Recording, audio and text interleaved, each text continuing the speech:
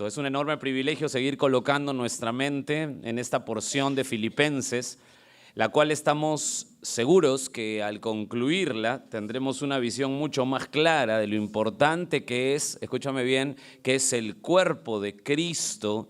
Ya estamos en la sexta semana viendo como tema central, ¿cuál es el tema central de hace 6 semanas?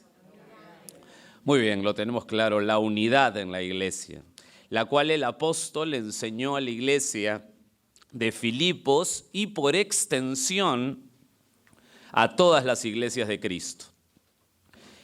Quiero recordar cuál es la base de la unidad. ¿Cuál es la base de la unidad?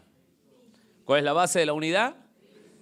Muy bien, vamos al capítulo 2, por favor, de Filipenses, abriendo sus Biblias en el verso 1. Ahí está para recordar la base de la unidad, porque el tema que nos compete hace 6 semanas es la unidad de la iglesia. Ese es el tema, no hay que perder ese marco, pero déjame hablarte de la base de la unidad. Verso 1 del capítulo 2. Por tanto, si hay alguna consolación en Cristo, si algún consuelo de amor, si alguna comunión del Espíritu, si algún afecto entrañable, si alguna misericordia, pero aquí empieza diciendo en el verso 1 que tiene que ser en Cristo, o sea, la base de la unidad, como ya lo estudiamos a detalle, es Cristo, solo Cristo. Así comienza Pablo esta sección y también clarificó el tema central. Ya vimos que el tema central es la unidad, pero quiero que lo veas en la Escritura, verso 2 del capítulo 2, ¿lo tienen ahí? Completad mi gozo, sintiendo lo mismo, teniendo el mismo amor, ¿qué más dice? Unánimes, ¿qué más? Sintiendo una misma. El tema, obviamente, es la unidad. Esto es muy importante para que nadie pierda la hilación. El tema es la unidad. Pues todo lo que estuvimos aprendiendo y seguimos aprendiendo se construye sobre la base del tema central, la unidad. Déjame recordarte la premisa clave que está en el verso 3. Esa es la premisa clave de esta porción. Verso 3.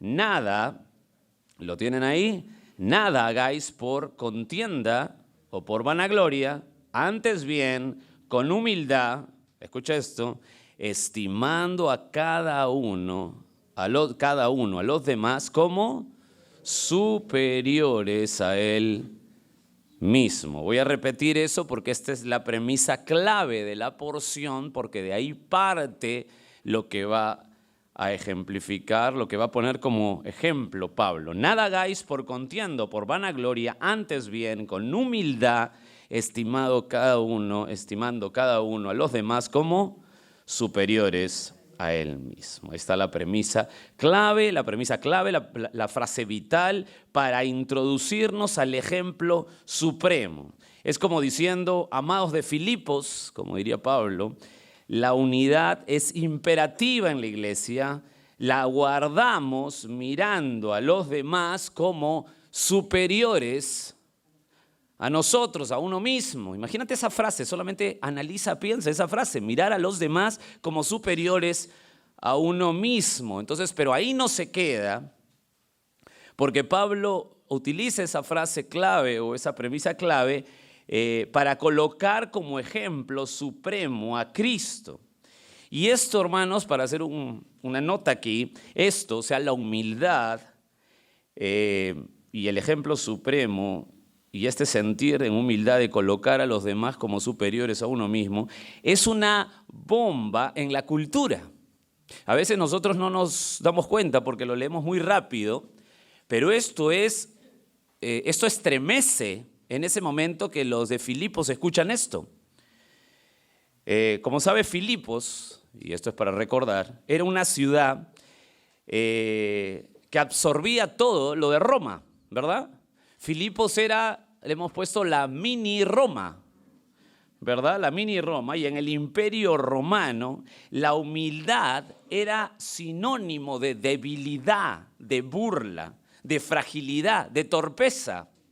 O sea, la humildad no era un valor ahí, era un desvalor en ese momento. quiero que armes este pensamiento porque es bien interesante antes de poder recordar lo que hemos visto y entrar al punto que nos toca hoy, a meternos bien en lo que está escuchando la iglesia de Filipos hace 2000 años. Estás hablando de que miremos a los demás como superiores a uno mismo, y esto es una declaración en ese momento que explota porque es una declaración de burla, de debilidad, de fragilidad y de torpeza para la cultura que imperaba en ese tiempo.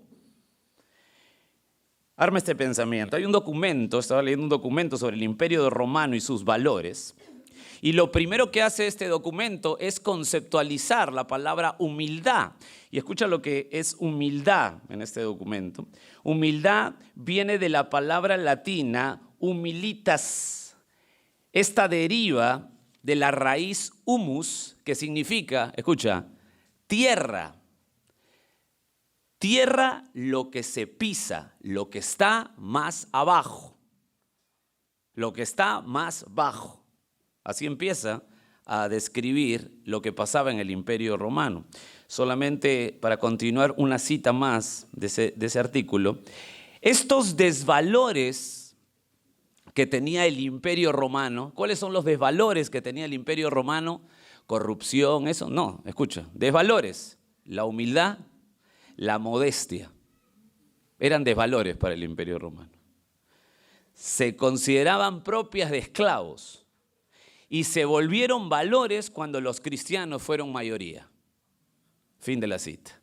O sea, que para los romanos en ese momento, cuando tú le decías a Filipos, ustedes tienen que vivir mirando a los demás como superiores a uno mismo, esto era totalmente anti los valores de ese momento. A veces nosotros no nos ponemos a pensar esto, pero le está pidiendo cosas totalmente contracultura.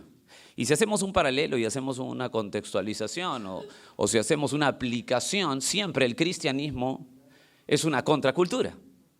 O sea, lo que se pedía hace 2000 años, ahora también es una demanda total en lo que es el cristianismo. Yo creo que un cristiano debe saber eso claramente, ¿verdad? Para que ya dejemos de querer a Cristo por sus bendiciones maravillosas y todo lo que te puede dar y seas un cristiano correcto que venga para que Cristo sea tu Señor y lo que te pase a ti o a mí, sin importar qué circunstancia tengas, Él es el Señor igual. Entonces uno tiene que realmente colocar lo que es el cristianismo y esto nos ayuda. Para volver al tema, la humildad, que ya sabes lo que significa, era un desvalor en el Imperio Romano. Lo que Pablo pide es andar en una contracultura de valores. En ese asombro de Filipos, por esta enseñanza, Pablo coloca el asombro máximo que debe tener toda persona en el mundo entero. Ese asombro es la encarnación de Cristo. Y Pablo nos da el himno cristológico y nos coloca detalles impresionantes de lo que significó que el Rey del universo, piénsalo, el Rey del universo eterno e infinito, venga a esta tierra. Con ese detalle, Pablo lo que quiere es dejarnos sin excusa. No se olviden el contexto. ¿Cuál es el tema central?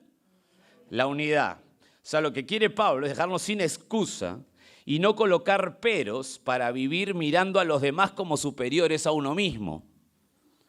Lógicamente que no solo nos deja sin excusa, sino también nos deja sin aliento al poder tratar de, no sé cómo decirlo, rascar algo de la tremenda maravilla que es la exposición de la encarnación del Hijo de Dios.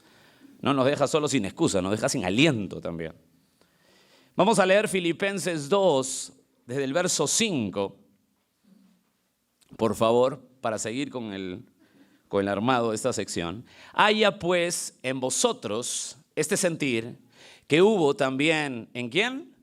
En Cristo Jesús. Hasta ahí un ratito. Se nota claramente el propósito de los que nos quiere enseñar, ¿verdad? Lo repito. ¿Están ahí? ¿Están mirando el texto?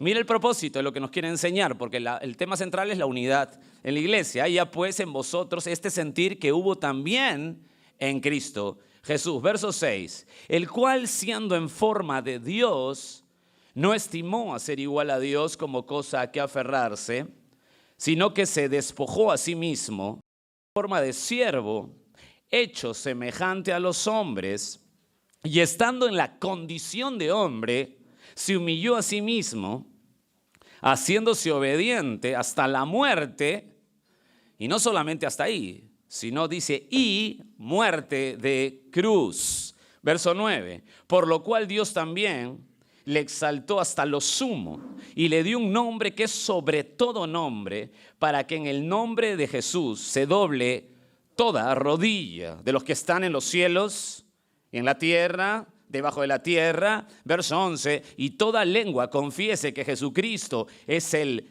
Señor, como me gusta eso, es el Señor para gloria de Dios. Este himno consta de dos partes, ¿se acuerdan? Dos partes claras. Primero, la humillación que va del verso 6 al verso 8, solamente lo digo para cuestión orden y para que te ubiques, la humillación, y segunda parte, la exaltación que va del verso 9 al verso 11. ¿Lo tienen claro ahí? Está claro, ¿verdad? Esa división que hay. ¿Por qué te digo eso? Porque hace 4 semanas seguimos en la humillación. O sea, estamos entre el verso 6 y el verso 8. La idea es que nos vayamos acercando, así como que vas acortando la imagen y la vas acercando y la vas poniendo más personal, más cerca, para ubicarnos bien. Estamos en la humillación hace 4 semanas y vimos que Pablo coloca la explicación de la encarnación de Cristo como una escalera. ¿En qué forma esta escalera? Descendente. Y la idea no es solo que baja, sino que es denigrante. Es una humillación y denigrante a lo sumo. Y uno tendría que pensar, ¿denigrante? Pero estás hablando del Hijo de Dios. Si Él baja a este mundo, piensa, si Él baja a este mundo y se limita lo mínimo, o sea, si es que Él baja a este mundo, solamente una idea así que rápida en que debe estar en tu mente, debe estar pensando, si el Hijo de Dios baja a este mundo, pues lo mínimo, si es que baja el Hijo de Dios a este mundo, lo mínimo es que le ponemos una cuna de oro. Digamos, para tratar de equiparar esta humillación, ¿verdad? Pero ¿dónde nació Jesús? En un corral. Estos escalones son descendentes, mis queridos. Son descendentes. El primero de ellos, el primer escalón que ya vimos hace 4 semanas es, ¿se acuerdan? No estimó. Verso 6. El cual, siendo en forma de Dios, no estimó, ahí está el primer escalón descendente, el ser igual a Dios como cosa que aferrarse. O sea, siendo la misma, ¿se acuerdan de la palabra? Morfé, ¿no? Morfé de Dios. Esto es maravilloso, es decir, es la misma esencia de Dios. O sea, es Dios. Y siendo Dios, no estimó. O sea, Jesús no se apoderó del ser igual a Dios, lo que quiere decir que Jesús nunca utilizó su poder para provecho personal. Esto es interesante, eso lo vimos a detalle. Imagínense, por favor, lo que estamos diciendo. Siendo Dios, no estimó. Segundo escalón descendente, se despojó. ¿Se acuerdan? Verso 7. Y aquí los voy a marear con letras. Verso 7a.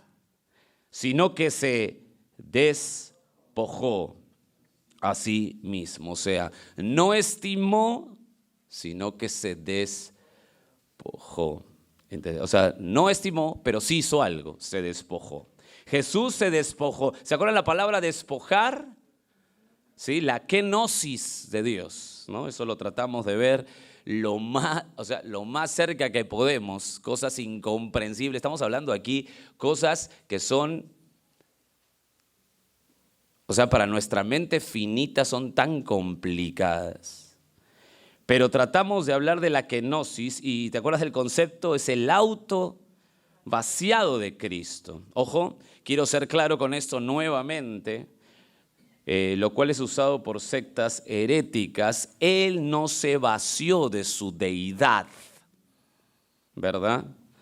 Mateo 17:1, solamente como versículo de referencia, que ya lo vimos, hablando de la transfiguración. 6 días después, Jesús tomó a Pedro, a Jacobo y a Juan y a su hermano y los llevó aparte al monte alto. Estoy leyendo Mateo 17:1, ahora 17:2. Y se transfiguró delante de ellos y resplandeció su rostro como el sol y sus vestidos se hicieron blancos como la luz.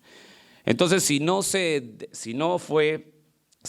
vació de su deidad, si no se despojó de su deidad, ¿de qué se despojó? Entonces se despojó eso lo vimos a detalle, colocó a un lado sus atributos, ¿se acuerdan? Se despojó de su gloria celestial, se despojó dejando sus riquezas celestiales, rindió su relación correcta con el Padre, y eso lo vimos cada uno. Si alguno de ustedes no ha estado, está grabado y lo pueden ver a detalle. Tercer escalón descendente. ¿Cuál es el tercer escalón que vimos la semana pasada? Tomó forma de siervo. Qué bárbaro, qué bárbaro. Dice el verso 7, ahora B, sino que se despojó a sí mismo, y ahí está la parte B, tomando forma de siervo. Esto es impresionante, tomando. Vimos la semana pasada que es el término fijando, como ver la meta. Escucha esto, por favor. La aspiración, el anhelo interno, el impulso de su mente lo dirigió hacia una meta. ¿Cuál es la meta que quería? Tomar forma de siervo. Esto es imponente. Estás hablando, por favor, quiero que pienses esto. Estás hablando del Hijo de Dios, la morfé de Dios, la misma esencia de Dios. Si Cristo tenía como meta tomar la forma de siervo, es decir, dependencia completa de Dios, todo esto lo hemos visto a detalle, sujetarse a la ley, sujeción a los padres, vida de servicio a los hombres. Si Él tenía como meta eso, tenía su mira, estaba fijado en eso. Ahora, amados, si estamos hablando de Cristo siendo el Señor, ¿nosotros qué? ¿Cómo nos deja a nosotros? Porque eso es básicamente nuestro punto en el tema central. Viendo todo este escalón descendente de Cristo nos deja sin excusa. ¿Nosotros qué? ¿Nosotros qué? Perdemos todo tipo de derechos, perdemos todo tipo de creer algo o de reclamar algo si el Dios eterno se despojó. Si el Dios eterno tomó forma de siervo, pero esto es denigrante, estás hablando del Dios vivo, puro, siervo, Él te va a servir, Él es el Dios eterno. ¿Y nosotros? Bueno, nosotros quedamos como majaderos buscando nuestro podio, ¿verdad? Ahora que estamos con todo lo deportivo. Evaluando si nos sometemos a la Biblia o no. A ver, ¿nos sometemos a la Biblia o no? Evaluando si hoy vamos a la iglesia o no. Evaluando si servimos a Cristo en su iglesia o no. Evaluando si amamos a los hermanos o no. Nos deja sin excusa esto. Esto nos deja sin excusa, y toda persona que se expone a esto en la iglesia tiene que empezar a evaluar su responsabilidad como miembro de una iglesia, porque estas demandas son enormes. No se olviden que el tema central es la unidad de la iglesia, y lo que quiere Pablo es ponernos a Jesucristo como el máximo ejemplo supremo de humildad. Él se despojó, tomó forma de siervo, no estimó. Dios mío, ¿qué estamos hablando? Y nosotros, permíteme continuar con el cuarto escalón descendente. El primer escalón, ¿cuál es? Segundo escalón. Tercer escalón descendente. ¿Estamos analizando lo que estamos diciendo? Es impresionante esto, de verdad que esto hace que analices, esto hace mirarnos como insignificantes. Es increíble, es increíble. Déjame darte el cuarto escalón que está ahí en el versículo 7c. Espero no complicarte con las letritas. Sino que se despojó a sí mismo, tomando forma de siervo, eso nos quedamos la semana pasada, y ahora viene el cuarto escalón, hecho semejante a los hombres. Otro escalón descendente.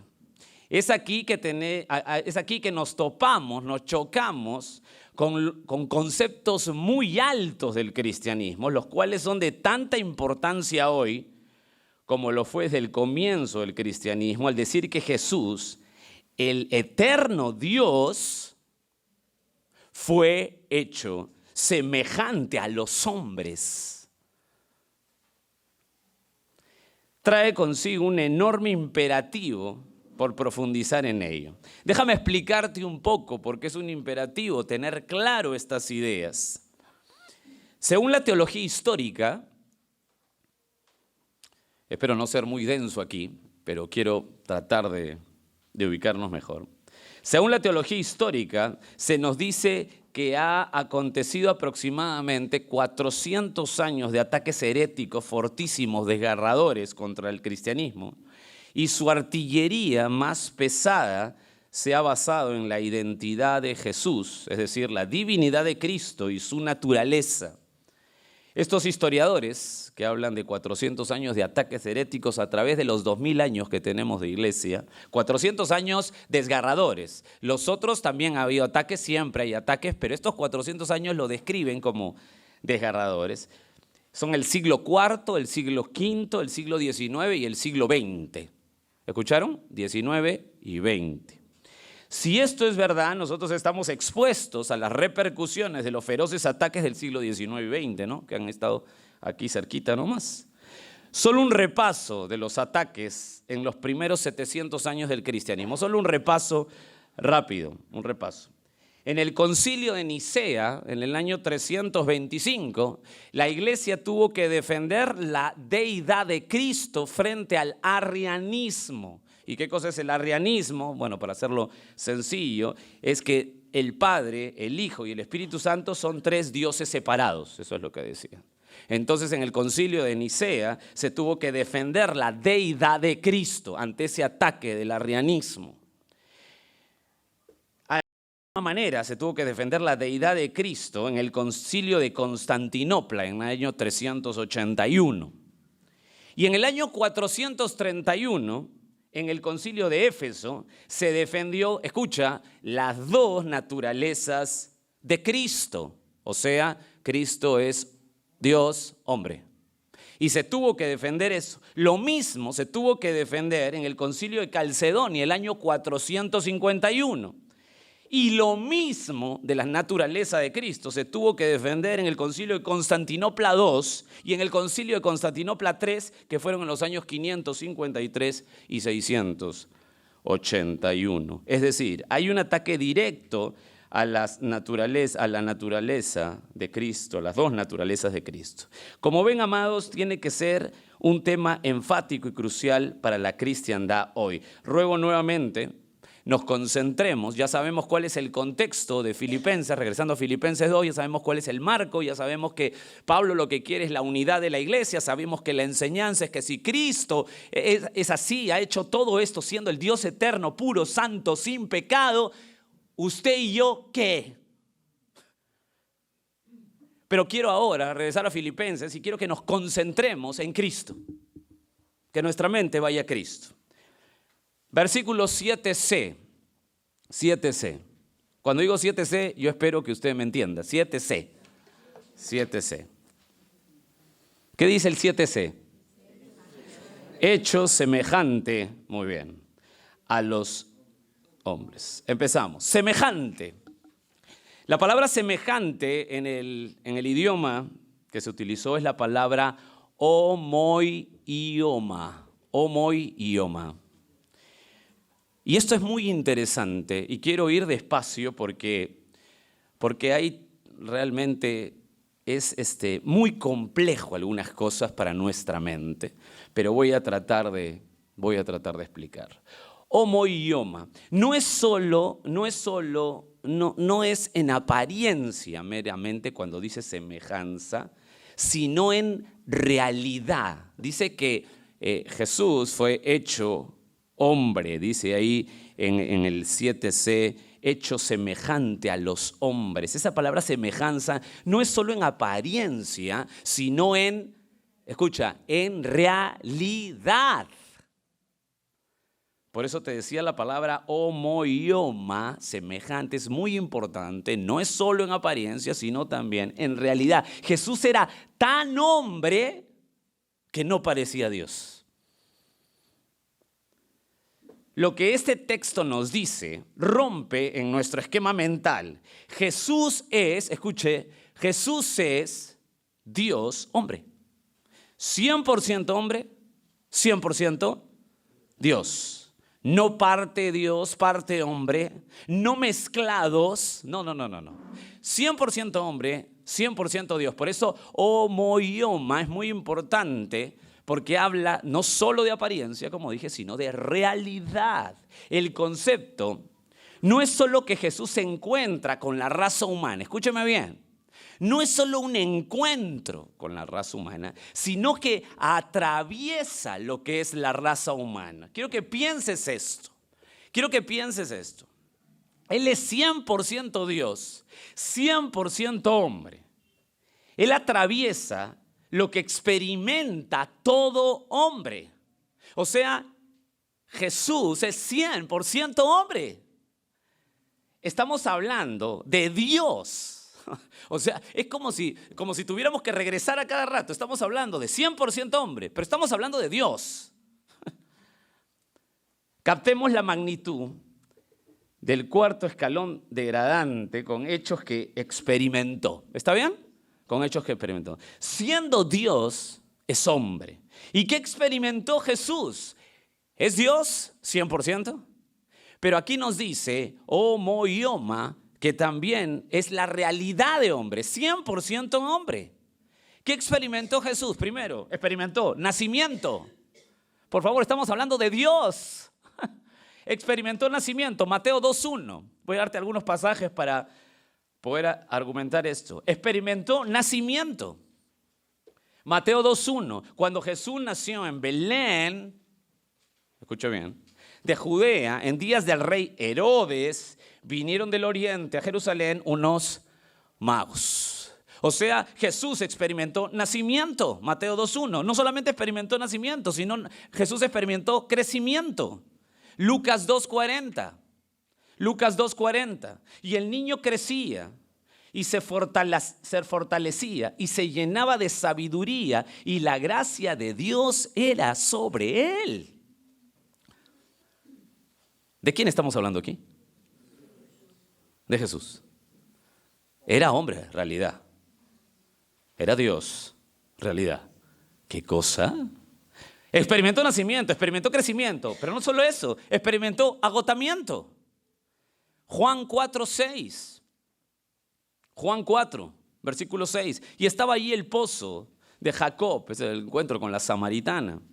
Entonces Jesús, cansado del camino, se sentó así junto al pozo, y era como la hora sexta, mediodía, cansado, agotado, el sol lo calentaba, se cansó, agotamiento. Estás hablando de Dios. Experimentó sueño. ¿Sabía usted eso? Marcos 4:38, en el famoso episodio de la barca que se estaba hundiendo, y él estaba en la popa durmiendo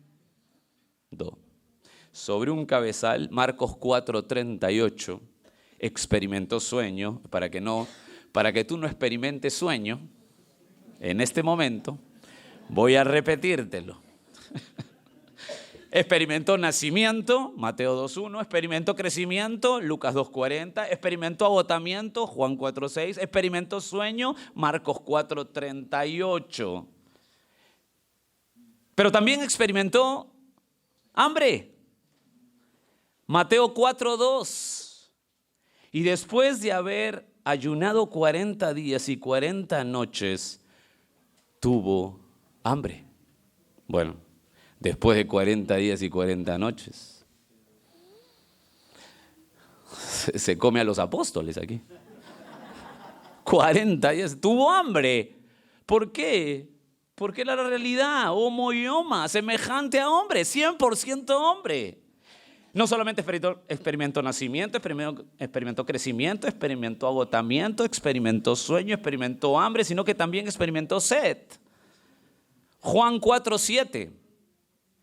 Vino una mujer de Samaria a sacar agua y Jesús le dijo, dame de beber.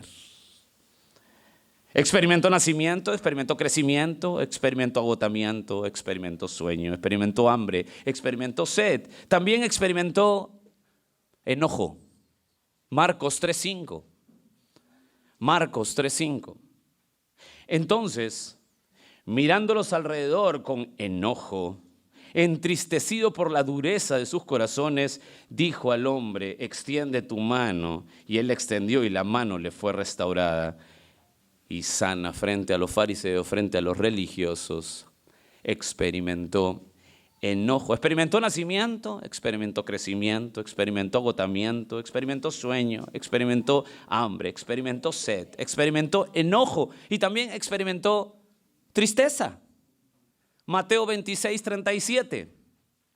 Y tomando a Pedro y a los dos hijos de Zebedeo, comenzó a entristecerse y angustiarse en gran manera. Mateo 26:37. Es decir, el famoso episodio de antes de ir a la cruz en el Getsemaní. Experimentó, ¿ya los mareé? Experimentó nacimiento, experimentó crecimiento, experimentó agotamiento, experimentó sueño, experimentó hambre, experimentó sed, experimentó enojo, experimentó tristeza y también experimentó llanto. Lucas 19:41. Y cuando llegó cerca de la ciudad, está hablando de Jerusalén, al verla, lloró sobre ella. Pero estás hablando de Dios. Estás hablando del Dios eterno, 100% Dios. Experimentó nacimiento, experimentó crecimiento, experimentó agotamiento, experimentó sueño, experimentó hambre, experimentó sed, experimentó enojo, experimentó tristeza, experimentó llanto y ahora experimentó amor. Marcos 10:21. Entonces Jesús, mirándole, está en el episodio con el joven rico, mirándole, le amó y le dijo, una cosa te falta, anda, vende todo lo que tienes y dalo a los pobres y tendrás tesoros en el cielo. Y ven, sígueme tomando tu cruz, tu cruz. ¿Ya saben todo lo que experimentó? Pero por si acaso, experimentó nacimiento, experimentó crecimiento, experimentó agotamiento, experimentó sueño, experimentó hambre, experimentó sed, experimentó enojo, experimentó tristeza, experimentó llanto, experimentó amor, experimentó compasión. Mateo 9:36. Y al ver las multitudes, escucha lo que pasó con Jesús, al ver las multitudes, tuvo compasión de ellas. ¿Por qué, Jesús? Porque estaban desamparadas y dispersas como ovejas que no tienen pastor. ¿Qué tal escena? Este personaje es hombre, 100% hombre. Pero ¿sabes qué? 100% Dios. Nos estamos cruzando los chicotes. ¿Ya saben todo lo que experimentó? Un poco más. Experimentó nacimiento, experimentó crecimiento, experimentó agotamiento, experimentó sueño, experimentó hambre, experimentó sed, experimentó enojo, experimentó tristeza, experimentó llanto, experimentó amor, experimentó compasión y experimentó gozo. Jorge, para allá. No, espérate. Lucas 10:21. En aquella misma hora, Jesús se regocijó, estoy leyendo Lucas 10:21, en aquella misma hora Jesús se regocijó en el Espíritu y dijo: yo te alabo, Padre, Señor del cielo y de la tierra, porque escondiste estas cosas a los sabios y entendidos y las has revelado a los niños. Sí, Padre, porque así te ha agradado. Lucas 10:21 experimentó gozo. También experimentó, ¿o quieren la lista? También experimentó sufrimiento. Mateo 16:21. Desde entonces comenzó Jesús a declarar, estoy leyendo Mateo 16:21, empezó Jesús a declarar y a sus discípulos que le era necesario ir a Jerusalén y padecer mucho de los ancianos, de los principales sacerdotes y de los escribas, y ser muerto y resucitar al tercer día. Imagínense. Experimentó muerte. Marcos 15:37. ¿Están bien hasta ahí? ¿Oye muchos versículos? ¿Ah? Marcos 15:37. Mas Jesús, dando una gran voz, expiró. ¿Qué significa que expiró? Murió. No se hizo el muerto, murió. Experimentó, bueno, ya hasta la muerte ya no hay más, no, sí. Experimentó resurrección. Y a mí me encanta decirte esto, porque te estoy hablando lo que experimentó, lo que todo hombre experimenta. ¿Y sabe lo que ha experimentado Jesús? Resurrección. Ojo, todos también. Mateo 17:9. Cuando descendieron del monte, Jesús le mandó diciendo: no digas a nadie la visión hasta que el Hijo del Hombre resucite de los muertos. Experimentó nacimiento, experimentó crecimiento, experimentó agotamiento, experimentó sueño, experimentó hambre, experimentó sed, experimentó enojo, experimentó tristeza, experimentó llanto, experimentó amor, experimentó compasión, experimentó gozo, experimentó sufrimiento, experimentó muerte, experimentó resurrección. Creo que con eso tenemos algo, ¿verdad? Creo que con eso tenemos algo. Déjame solo en esta parte concluir con Hebreos 2:17. Mire, Hebreos 2:17. Porque era una necesidad todo esto. Jesús, Dios 100%, hombre 100%. ¿Por qué esta necesidad? Mire, Hebreos 2:17. ¿Por qué tenía que experimentar todo esto? Por lo cual, dice el autor de Hebreos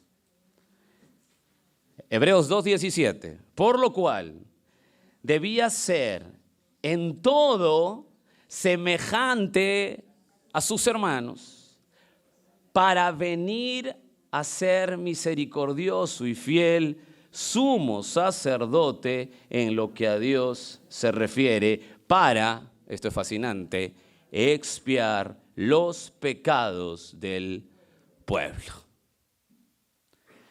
Claro, con esto cerramos, pero déjame darte una más. O sea, la yapa.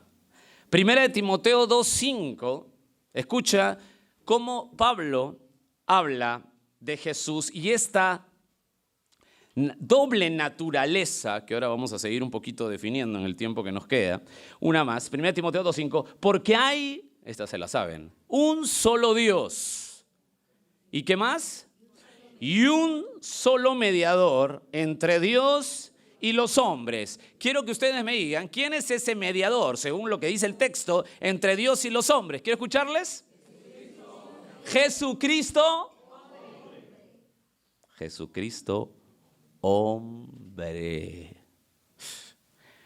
Con este panorama uno puede analizar, según el contexto, que Pablo coloca este punto para tratar de decirnos que aun siendo Dios, se hizo hombre y experimentó como hombre. Ese panorama nos sigue confrontando, pues Dios, al ser semejante al hombre, experimentó lo que no tenía que experimentar, pues es Dios, pero se rebajó ¿Por quién? ¿Por quién? Muy bien. Por los suyos. Por los suyos. Entonces, ¿qué nos queda a nosotros? Esa es la aplicación. Porque el tema central, ¿cuál es? Muy bien. ¿Qué tal pensamiento, verdad? Semejante a hombre, semejante a hombre. Quisiera ampliar un poquito más. ¿Está bien? ¿Están bien hasta ahí? Quisiera ampliarlo un poquito más. Quisiera que vayas a Juan, capítulo 1, versículo 1. Es un pasaje que creo que nunca has leído. Este pasaje, no sé si todo el mundo me mira como diciendo, claro que lo he leído. Juan 1:1. Déjame ampliar un poquito más porque te hago la aplicación. O sea, Jesús, 100% Dios, es 100% hombre. Y la palabra clave es semejante a hombre. O sea, no solamente se relaciona o se parece, sino que experimenta todo lo que es el hombre. Juan 1:1, en el principio era el Verbo, y el Verbo era con Dios, y el Verbo... ¿Qué te parece ese pasaje? ¿Lo has escuchado antes? Sí, ¿verdad? En el principio era el Verbo, y el Verbo era con Dios, y el Verbo era... Esta declaración debe ser en las Escrituras la más fuerte afirmación de la deidad de Cristo que hay en todas las Escrituras. Y si entendemos este verso, habremos visto contundente en la enseñanza escritural que Jesús es Dios, y veremos un poquito aquí de la naturaleza humana y la naturaleza divina, que ahorita les voy a decir cómo le dicen los teólogos. No los quiero espantar ni tampoco quiero que experimenten sueño. Primero déjame darte este versículo viendo el origen del verbo. Ahí nos habla del origen del verbo. ¿Quién es el verbo? Ahí dice, en el principio era el verbo. ¿Quién es el verbo? Muy bien, no me griten, pero la verdad es que todavía aquí no dice quién es el verbo. Ahí dice, en el principio era el verbo. No dice todavía. Pero vamos a analizarlo. Principio. La palabra principio es arché o arqué. Es fuente y origen, por eso que hablo del origen del verbo. Esta frase nos lleva otra vez ¿a qué pasaje le lleva Juan 1:1? Dios mío, ustedes son eruditos, maravilloso. A Génesis 1:1, por supuesto, en el principio creó Dios los cielos. Qué contento me ponen cuando están tan atentos, qué lindo. Es decir, cuando se creaban los cielos y la tierra, ya estaba. Muy bien, el verbo. Esta es una forma clara de ver la eternidad del verbo. Esto es contundente, o sea, si alguien te pregunta, el verbo es eterno, ¿verdad? Contundente, claro, sencillo. Pero todavía no nos dicen quién es el verbo, el pasaje. Dice ahí, sigamos analizando, en el principio era el verbo, la palabra principio, ya lo vimos, arqué o arché, ahora era. Este era, en la estructura gramatical, es un verbo indicativo imperfecto. Y usted dirá, ¿y? Bueno, verbo indicativo, o sea, es un verbo pasado. El verbo pasado es desde antes hasta hoy. O sea, si es antes del tiempo, entonces, ¿cómo es el verbo? Eterno, muy bien. Sin lugar a dudas, el verbo es eterno. La pregunta sigue ahí, ¿quién es el verbo? Verso 1, muy bien. Jesús, ¿no? Cristo. Verso 1, en el principio era el verbo. ¿Hasta ahí están bien? Déjenme armar un poquito, estoy ampliando el punto. Antes de seguir investigando esto, quisiera recordar que para el pensamiento de la época, esto es para que sepas lo que está diciendo Juan, el pensamiento de la época sobre el verbo era un término utilizado por la filosofía griega. O sea, Juan no lo inventó aquí. Era un término utilizado por la filosofía griega. Tenía una connotación, me gusta esto, porque esto es tan, otra vez, contracultura. Tenía una connotación impersonal. Cuando se hablaba del verbo, según la filosofía griega, era una connotación impersonal. ¿Me dejo entender? Impersonal. Heráclito, en el año 550 a.C., en Éfeso, justamente la ciudad donde se escribe la carta a Juan, el Evangelio, dio este pensamiento fascinante. El mundo tiene un orden y un propósito, pues lo dirige la mente de Dios, el logo de Dios. Este concepto también fue presentado por Filón, un filósofo que había estudiado a los judíos y a los griegos. En el comentario de William Barclay, de Juan, del Evangelio de Juan, él menciona a Filón y dice esto, William Barclay. Él mantenía que el logos, o sea, Filón, mantenía que el logos era lo más antiguo del mundo y el instrumento por medio del cual Dios lo había hecho todo. Fin de la cita. Entonces, la mente de la época tenía como patrón que el verbo era el instrumento, era impersonal. Ahora sí, mira lo chocante que es esta declaración. Lo chocante que es esta declaración. En el principio, ¿qué dice? Era el verbo. ¿Qué más sigue diciendo? ¿Y el verbo? ¿Impersonal? Chocante. Entonces ahora sí, la respuesta es chocante. ¿Quién es el verbo? Verso 14 de Juan 1. Juan 1, el verso 14. ¿Lo tienen ahí? Dice, y aquel verbo fue hecho, ahí está nuestro tema, y habitó entre nosotros, y vimos su gloria, gloria como del unigénito del Padre, lleno de gracia y verdad. Primero vemos que el verbo fue hecho sarx, dice. ¿Qué es sarx? Carne. Lo que nos dice es que el verbo que vive en la eternidad, ya nos estamos acercando al concepto de quién es el verbo que vive en la eternidad, ¿qué pasó? De alguna manera se volvió hombre, humano. No es impersonal, es personal. Fue hecho, mire el texto, fue hecho. Ginomai es el término. El verbo se hizo humano, enfatiza la fragilidad humana, pero sin dejar de ser el verbo eterno. Dios mío. Por favor, piensa lo que está hablando el autor del Evangelio de Juan. Enfatiza la fragilidad humana, pero sin dejar de ser el verbo eterno. ¿Pero qué es esto? Dios mío. Pablo diría, al hablar del misterio de la piedad en 1 Timoteo 3:16, Pablo diría, Dios se manifestó en carne. 1 Timoteo 3:16, Dios se manifestó en carne. Pero la pregunta sigue, ¿quién es el verbo? Porque usted no puede decir, bueno, el verbo Jesús, y usted tiene razón. Pero en el versículo 1 no lo dice. En el 14 tampoco. Verso 17 de Juan. Del capítulo 1 de Juan. Pues la ley por medio de Moisés fue dada, pero la gracia y la verdad vinieron, ahí está, por medio de...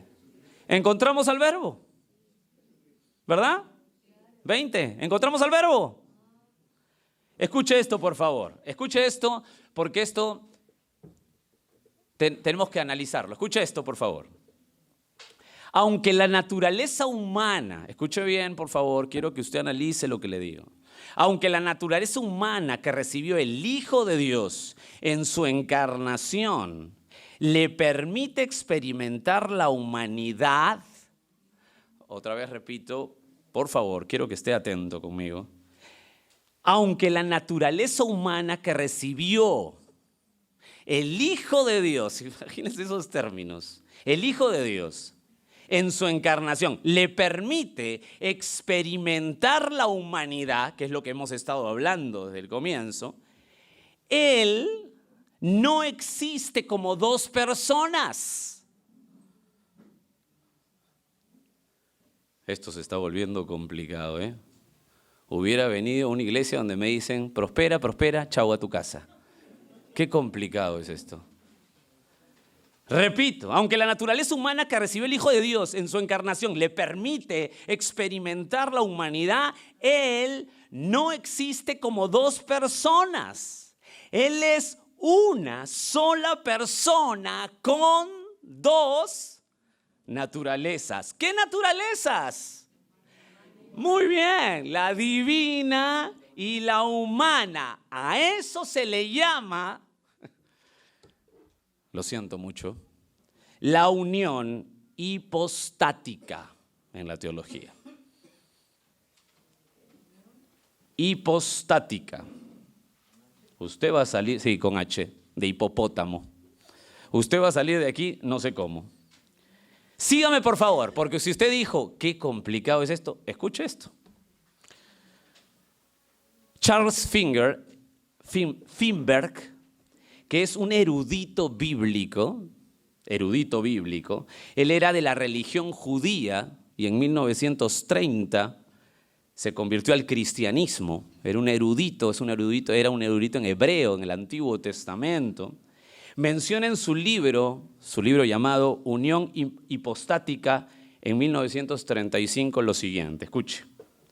La unión hipostática, o sea, la naturaleza divina y humana, muy bien, fue efectuado y traído a la vida por la encarnación. Fin de la cita. Por favor, piense conmigo lo que estamos diciendo. O tratemos de analizarlo. Entonces, si la naturaleza, estas dos naturalezas en una sola persona, ¿cómo se llama? La unión hipostática. Entonces tenemos que decir lo que dice el autor de Hebreos. El Padre preparó el cuerpo humano físico de Cristo. ¿Cómo? Hebreos capítulo 10, verso 5, por favor. Tienes que ir ahí.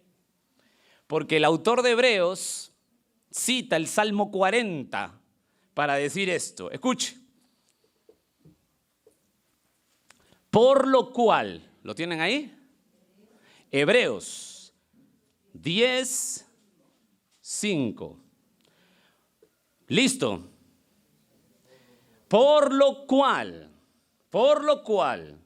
entrando en el mundo, dice, sacrificio y ofrenda no quisiste, mas me preparaste, ¿cómo? Cuerpo, holocausto y expiaciones por el pecado no le agradaron. Verso 7, entonces dije, he aquí que vengo, oh Dios, para hacer tu voluntad. ¿En el contexto de quién está hablando? ¿Quién está hablando el autor de Hebreos? De Cristo. ¿Qué cosa? Pero esto no alcanza nuestra mente. El Hijo eterno se encarna. El Padre le prepara un cuerpo. Y la Biblia nos dice que me preparaste un cuerpo, ¿para qué? Verso 7, he aquí vengo, oh Dios, para hacer tu voluntad. El autor de Hebreos cita el Salmo 40 para decirnos que el cuerpo de Cristo fue dado por el Padre para que venga a ser su voluntad. Jesús es ahora y para siempre, escuche bien, es ahora y para siempre y por la eternidad el Dios hombre. Por favor, escúcheme bien. Esto no es una teofanía, no es una aparición como en el Antiguo Testamento podíamos encontrar una preencarnación de Cristo, momentánea, temporal. No. Esta unión hipostática es la unión en una persona de forma que no podemos entender, que está frente a nosotros en la Escritura, de una naturaleza divina, una naturaleza humana. Un cuerpo preparado por el Padre para que Jesús venga a hacer la voluntad del Padre.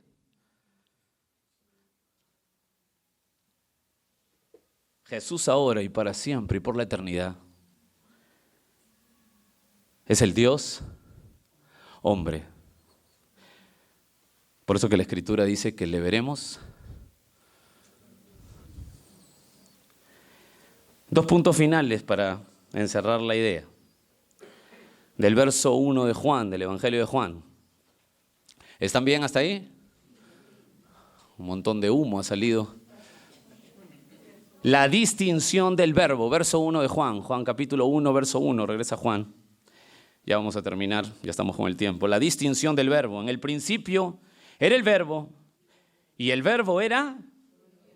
Por favor, quiero que veas la distinción. Por eso es importante, ¿por qué? Porque cuando yo sé que es una persona, dos naturalezas, ahora también es importante ver que hay una distinción. Y vas a comprender muchas cosas con esto, rápidamente. Y el verbo era con Dios. La palabra o la palabrita con nos habla de una relación estrecha, íntima. Una traducción dice estaba junto a Dios. La idea de esa palabra con es estar cara a cara con Dios. ¿Me dejo entender? Cara a cara con Dios. Pero escúchame, cara a cara con Dios. ¿Notas la distinción? Por favor, ¿notas la distinción? Dios, el verbo. Pero son Dios. Pero dos personas. Hay una distinción. Yo puedo entender que hay una distinción. Es otra persona, pero un solo Dios. Inexplicable en la esencia. Inexplicable en esencia, pero indiscutible en la Escritura. Ahora puedo acercarme a la oración de Jesús al Padre. ¿Por qué ahora sí puedo entender Juan 17? Porque sé que Jesús es Dios. Pero está orando a su Padre, distinción. Juan 17:4. Yo te he glorificado, apunta ese texto. Yo te he glorificado en la tierra. ¿Con quién está hablando Jesús? Con el Padre. Y la pregunta que siempre nos hacen, sí, pero ¿qué? ¿Jesús no es Dios? Claro que es Dios. Entonces, ¿cómo habla con el Padre? Si está arriba, entonces son dos dioses. No. Un solo Dios. Dos personas. ¿Quién entiende? Yo te he glorificado en la tierra, he acabado la obra que me diste que hiciese. Ahora pues, Padre, glorifícame tú, verso 17:4 de Juan, a tu lado con aquella gloria que tuve contigo antes que el mundo fuese. Hay una distinción obvia, pero escúchenme bien, escúchenme, son uno.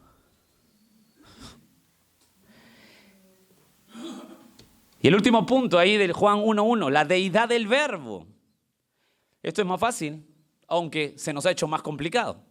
Dice ahí Juan 1:1, en el principio era el verbo. El verbo era con Dios, ya sabes hasta ahí. Y el verbo era Dios. Simple verdad, ¿no te parece? ¿Qué está diciendo cuando dice y el verbo era Dios? ¿Qué está diciendo?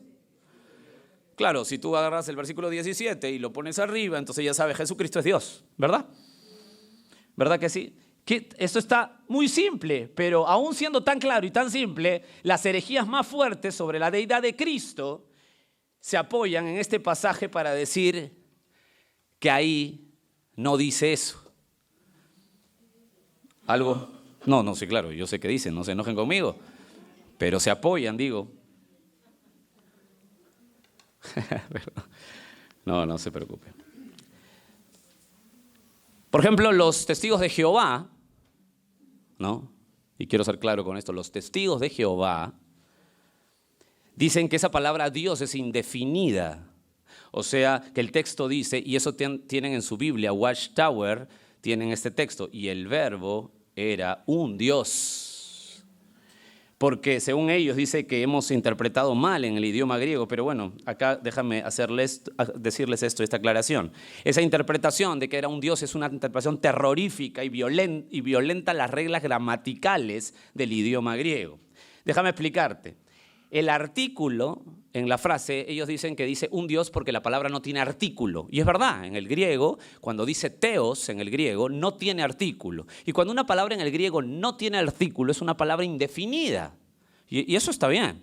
El problema es que en la regla gramatical, el artículo se coloca en el sujeto de la oración, y cuando se coloca en el sujeto de la oración, afecta toda la oración. Y el nombre de la oración se vuelve un adjetivo. Ya los volví locos.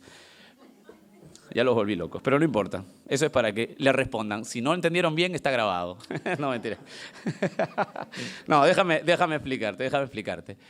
No, solamente aclarar con un ejemplo, mucho más fácil. Aquí en la palabra Dios, en el griego, no lleva artículo, pero ¿dónde está el artículo? ¿Dónde está? En el nombre. Por ejemplo, mira Juan 1:12.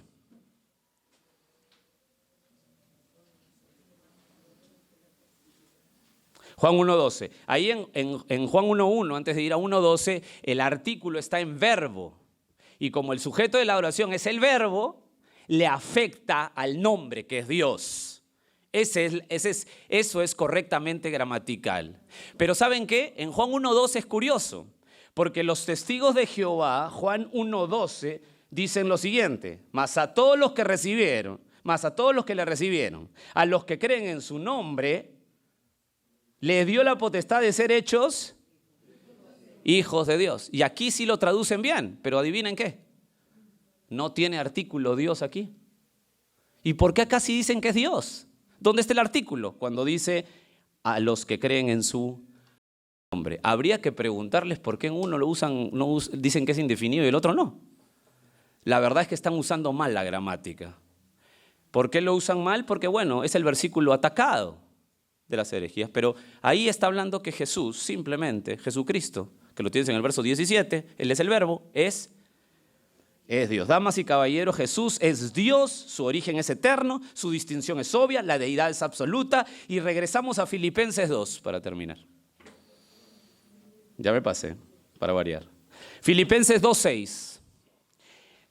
El cual, siendo en forma de Dios, léelo con mayor inteligencia después de 4 semanas. El cual, siendo en forma de Dios, primero, no estimó el ser igual a Dios como cosa que aferrarse. Segundo, sino que se despojó a sí mismo. Tercero, tomando forma de siervo. Cuarto, hecho semejante hombres. Mis amados, siendo el Hijo de Dios, no pidió honra alguna, en humildad más sorprendente, vivió como hombre entre los hombres. Y sabes, Él vivió como hombre entre los hombres, tomó parte entre nosotros. ¿Y quiénes somos nosotros? 1 Corintios 1:26. No vayas ahí, solamente escúchame. 1 Corintios 1:26 al 29. ¿Quiénes somos nosotros? El Dios eterno, hecho hombre, tomó parte con los hombres. ¿Y quiénes somos nosotros?